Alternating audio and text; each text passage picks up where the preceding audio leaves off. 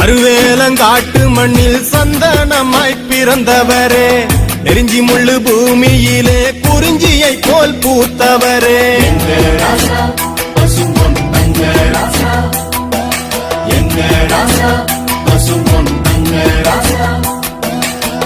பாலைவன தேசத்துல பால் மழையா பொழிஞ்சவரே, உத்தமி இந்திராணி கருவறையில் உதிச்சவரே, இஸ்லாமு தாய் மார்பில் முதல் பாசம் அறிஞ்சவரே.